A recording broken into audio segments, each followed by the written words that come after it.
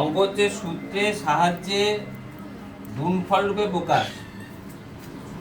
অঙ্ক হলো x⁴ minus 625 y⁴ আছে।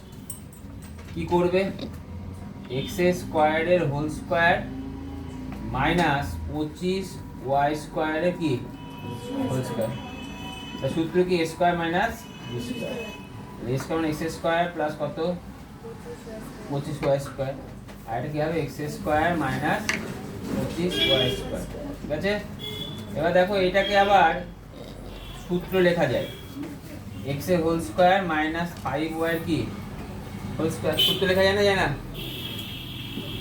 সূত্র লেখা গেলে কি হবে x² প্লাস 25y², আর সূত্র a² মানে b² সূত্র কি a plus b into a minus কি b।